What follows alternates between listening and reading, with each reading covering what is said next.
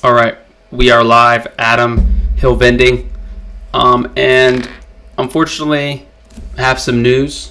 Not the best news, but more than likely, this is going to be, potentially be the last live stream for weeks, maybe months, depending on the impact of a once in a generation storm that is going to completely destroy Tampa Bay area. Possibly. This hurricane Milton, the impacts here of 10 to 15 storm surge. The beaches are going to be already just wiped out. There's going to be debris flying everywhere. I think this probably will be, after this event, there will be mass exodus of people who moved to Florida, and then they got a taste of Florida, and then they're going to leave Florida because of this. When you talk about the insurance rates that are going to happen, when you talk about the, just the mass flow of people that don't want to deal with their house getting flooded. As far as vending goes, people who have vending machines in their garage that are in these areas that are going to get ruined if they don't move them. So you've got a lot of potential impact here where our warehouse is. There's a metal roof, could be completely ripped off, could be flooded out. We just don't know yet. Heard some waves out there for this Milton, 60 feet. I don't know how that even makes sense. It sounds like a tsunami. So a tsunami is coming for the Tampa Bay region, and a direct hit from this hurricane, a direct hit in the Tampa Bay area that hasn't happened in over 100 years. No one in Florida has experienced this before. I mean, you have trees in Florida that have never experienced this type of event. So you could have trees down, power lines down for weeks or months. So we really don't know when this is going to be over. Maybe if it goes a little bit south, it will spare Tampa Bay. Maybe if it goes on its correct path and goes directly into Tampa Bay, the amount of storm surge, the amount of deaths will be historic. And as far as the businesses goes, the businesses on the beach will be closed up, and they won't be able to be rebuilt or reopened for a number of months, if not longer. So the evacuation orders for the entire region, if you're in a flood zone for this area, you have already been asked to evacuate. They are moving people out of hospitals, nursing homes, and they are shipping them, they are busing them to other sites inland. So because of the last storm less than 2 weeks ago, Helene already wiped out, like I showed in a previous live stream. This is what people are still dealing with. This is the problem.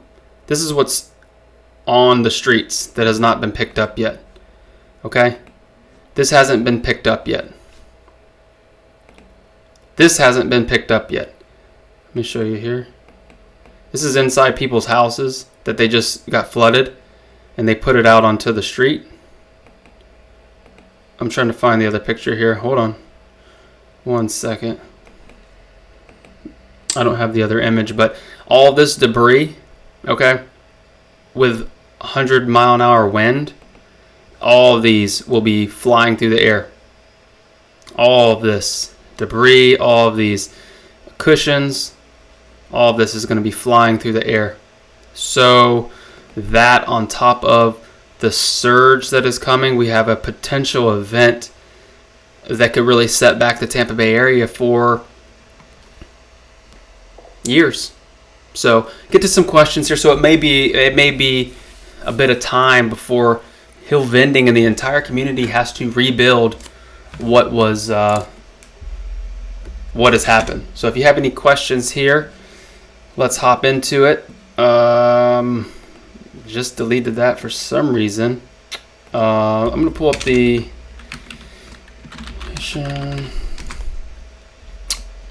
But yeah, as you guys can see, I mean, obviously this is not a weather channel, but when you're looking at the path that we're looking at right now, when you're looking at this, in the middle of the path is Tampa Bay. That might be an issue. So flooding events right like that. So let's see what happens. But let's get to some questions here before we have to call this out, because mandatory evacuations after, I think, 7 o'clock tonight, they're closing the bridges to get to the islands. If you're on the island, you're not getting out. If you're on the beach, you have to ride it out. I believe you're not letting anybody onto the beach. Okay, so let's get into the questions here while we have time. Are you close to the water? I mean, with this, the water is going to come and affect nearly everybody. The water, the rain, or the wind, all this, depending on where it hits, could affect everything. Thank you, Garrett. Appreciate that. Again, this is a once in a lifetime event. I don't believe anyone has been around, or not many people have been around for this. So the machines, are your machines in the warehouse? No, they are not. So if this storm comes and does wipeout like this, does a wipeout, then that would mean, if it wipes it out like that, that would mean that the don't have any insurance on these machines. So you're talking probably $40,000 to $50,000 in an event that happens. A lot of our machines are in secure locations, so we don't really have a lot on the beach, but we'll just have to see. Let me get back to here, how we get this off the screen. There we go. Uh-oh. Let me get it off the screen. There we go. Let's get, Nicholas has a question here. What fresh food do you put in your cold food vending machines? Good question. Depends on the account. The problem with fresh food, as a lot of people know, is that the expiration dates, they can expire. Case in point, if you had a fresh food machine and you're down here and the power goes out, you have to throw away all that food. You have to throw away all that food that you had out there. You know, your burgers, your salads, all this, that's going to get to room temperature. So that's something you have to be aware of. But as far as some food items, you test different things. You can do Lunchables, you can do cold cut sandwiches, you can do cheeses, you can do yogurts. You can try out a different, the answer is going to be different to each market, each demographic. So what I would recommend is you test out a few different items, see how they sell. Do not fill it all the way to the back. Make sure that they can sell through 2 or 3 of those items before you insert 15. And then if they can't do the fresh food like the salads and the burgers, maybe give them Lunchables or yogurts or cheeses that are longer dated, that are still need to be cool or cold, but they will last longer. So hope that helps there. Jimmy, what price do you sell chips and candy chocolate at? Big bag of chips, anywhere from $1.50 to $2. Candy, you got to do anywhere depending, $1.75 to $2.25, depending on the location. The problem with chocolate is the prices are getting out of hand for the chocolate. But as you know, the prices are just going up. So appreciate that. Let's see what we have here. Appreciate you smashing the like button as this live stream. We'll see. Do you recommend getting insurance? The problem with getting insurance on your vending machines is it's very expensive. Now we're talking individual, to get individual insurance on the machines. I've had it quoted before at something crazy like $100 or $200 a month per machine, and that's just not feasible. Okay, so yeah, they want to know where they are, the age, and for if you get a used machine, it's not really worth it. Also, is your course on Upflip? Yeah, I don't know what they did. Upflip kind of went a different direction with some academy. If you need the course, the Hill Vending course, hillvending.com/course, you can still get it there with all the downloads and everything. hillvending.com/course. If you want to save money on card readers, Nyack or Cantaloupe, promo code HillVending at checkout to save you some money. And for vending machines, A&M equipment sales, tell them Hill Vending sent you, and you'll save a couple $100. Depends on the machine, don't quote me, but you'll save more money than the average Joe because all the savings from A&M equipment goes directly to you. I don't get a cut from A&M on that. So I told them to give all the discount to you. That's on the best machines that they can do. So on whatever machines you buy, they can give you a discount. So after this, the links will be down below. The link should be down below for all that. Tried to hop on it last week and it disappeared. Yeah, if you got into the Upflip Academy, you'll have to reach out to them directly. I'm just the student. But yeah, if you already have if you already bought the Upflip course, just reach out to them. Their support, they can get you in. Maybe they just got the wires crossed. But if you're new and you haven't signed up, the one that course was built on is available at hillvending.com/course. My money, your choice.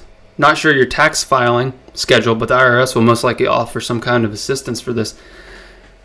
Possibly. We'll see. The main thing is if this actually does transpire to what they say, I mean, you can't even fathom the amount of debris, the amount of flying projectiles. You're going to have windshields with fan blades. You're going to have, all the trash that is piled up on that beach. This is every street on the beach. Okay? You don't need to see more pictures than that. Every street for miles is like that. And all that with the wind and the surge is just going to be picked up and thrown through the air. The likes of which I've never seen before because you haven't had back-to-back storms of this magnitude within 2 weeks of each other. So, yes. What price should I sell C4 16 ounce for? What would the price be on that C4? Let me know the price. But normally probably at least $3 if I had to guess. Energy drink. Is it too late to get insurance? I mean, we have insurance, insurance as far as liability insurance, general insurance, but insurance companies, they're going to try to find every little which way to not insure you. Yes, $1 a piece is crazy, and people tend to cry about $2 a piece for candy. I usually do $1.50 for chips and $1. Yeah, the problem. What I would do is cut down the chocolate selections, and if you're going to do it for like a loss leader, just give them a few chocolate items. But at the end of the day, when they go to the grocery store or a gas station, they're going to be paying that amount anyway. So there's no way to get around it. Yes, Uncrustables are a hit in cold machines as well. That is true. That is true. So again, just try. Some places might buy them, and some places might not. You just have to test it out. You just have to test it out in the machine and see how it goes.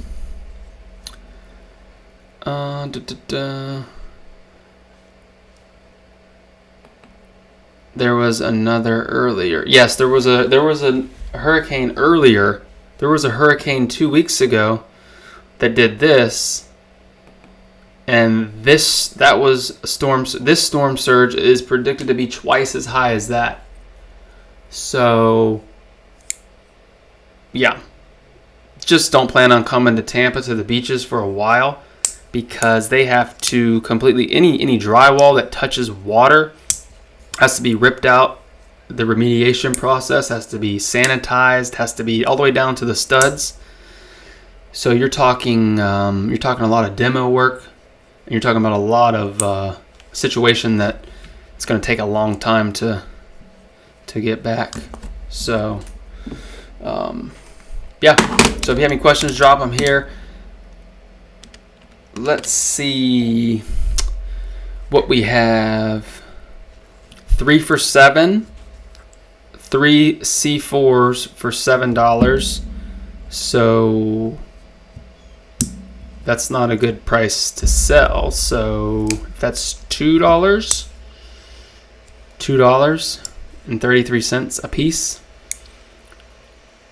You'd have to sell it for $4 at least. What's up, T Cash in the house? The candy makers have no problem raising price every year. Exactly. They don't ask you to raise the price at their store, so you have to strategically. What I would do is, if you're raising price, just maybe raise it on a couple chocolate, raise it on a couple, test the waters, and then slowly go about it, because you don't want to upset them, but at the same time, this isn't a charity, and you need to make sure that your numbers are lined up. Okay, hope that helps. Clipping Rogan, is a convenience store near a vending machine a death sentence? Not necessarily, because that vending machine is not 10 steps away, and normally their prices are going to be higher than a vending machine. So actually, no, you don't have to leave the building, and you're going to have the price is going to be cheaper than a convenience store. So no, it's not a, you can still do that. You can still have vending next to it's all about convenience. The ultimate convenience is not leaving your wherever you are and going to a convenience store. Bebo in the house, thanks for all the content. As someone newer to the industry, you have been thank you so much. There you go. Good job. Well, just keep plugging away, and we will be okay in the Bay. Solomon says, I currently have a vending machine in a warehouse. It's making around $85 a week. Just cash. I just put a card reader, and things are looking a lot better. What else can I do? Yes. So hopefully you should double. Would you double the sales? What are the sales on that, Solomon? What have the sales increased to after putting a card reader on that account?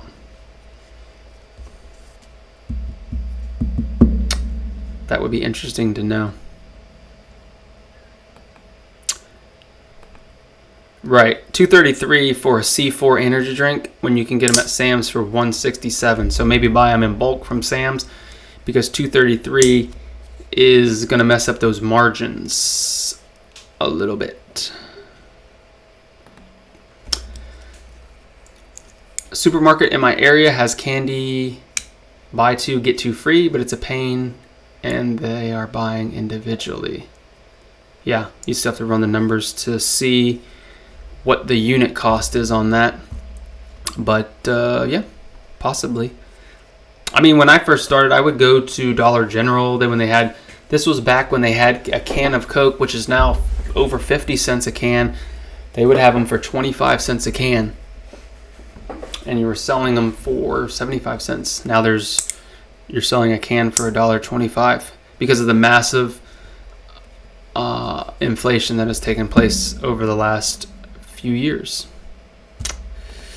How do you do your taxes each year? Do you pay someone to do it yourself, and is it a high amount? I pay a couple $100s a month for a bookkeeper to do the books, and then I pay probably I don't know, I'd have to look, a few thousand for your corporate tax return. So yeah, I pay someone to do it, to answer your question. You're trying to do your own? Yep, just get started. The easiest way to start, reach out to your local network of people you know, friends, family, uncles, whoever you know. Start that conversation and find someone who's not happy, then go down that path of looking for machines and get started. What are you paying for business insurance right now? Business insurance. I'd have to look. I mean, if you're talking car insurance or you're talking truck insurance, liability, I mean, you're talking thousands and thousands. Probably close to 10 or 15 a year. 10 or 15 a year for the taxes or for insurances, which aren't going to cover, which don't even cover the machines, which what are we even doing here? That's crazy, right? Crazy. That's crazy. So let's see what we have here. Yeah, I mean, as you look here, as you look at the consensus of the track, it's just going to carve a new path through Florida. So we'll see. Is it an S corp? So it's an LLC taxed as an S corp, but you probably want to talk to an accountant to get better tutelage on that. Did you guys watch the last live stream when I talked about the Tesla and the Apple website? Did you guys watch that? If you watched that, I mean, I was just thinking about that. Rotating things seem to be best as well. One thing might be hot for a week or so, then it will hit. Yes, keeping a fresh selection of to see what happens. Keeping a best selection. So you're welcome, Corey. Good gravy. Is this the last live stream? Are you closing the business? We'll see. We'll see what happens when a Cat 5 that's probably going to be Cat 3 at landfall, and what kind of destruction and devastation it does to the Tampa Bay region when you're going to have a region that's going to be rebuilding, when you're going to have a population exodus, when you're going to have insurance premiums that are going to go through the roof, when you're going to have a situation in which a community hasn't seen in over a century, when you're going to have floodwaters that haven't been seen in a century, if ever. You don't know what that's going to do to your business. And people who move to Florida, that's what you sign up for. So I'm not, trying to say boo-hoo. When you live on the beach and you get flooded, I mean, it's what you signed up for. So this is I'm just letting you know the severity of this. This isn't your average storm. This was a Cat 5 that somehow started over in Mexico and then came this way. I don't know how that happens. And I'm not sure why we don't have technology to, like, when they're flying the airplanes around in the clouds, like disperse or dissipate the energy in the clouds. It seems like in 2024, after we've already been to the moon and we're sending rockets, or we're sending Teslas to Mars, that we would have some kind of technology to stop that. In Dubai, they create rain in Dubai. They create rain in Dubai from doing something to the clouds, but somehow we can't do that here. I'm not sure. Do you guys know about that? Do you guys know about this technology? Cloud seeding is a weather modification technique that involves introducing small particles into clouds to increase precipitation. It is used cloud seedings to help address water shortages in the country that is extremely hot and arid. However, some say cloud seeding did not play. Okay, so that's a Google. So how do we not have that? We have the technology to increase the rain, but we don't have the technology to break it apart. Interesting. Or do we have the technology to intensify storms? I don't know.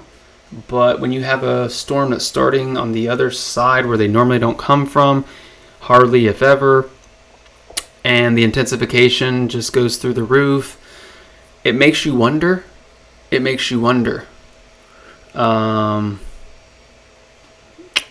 And yeah, why we have all this technology, but we don't have the technology to. I think the new thing too will be the building codes. Everything will be changed here.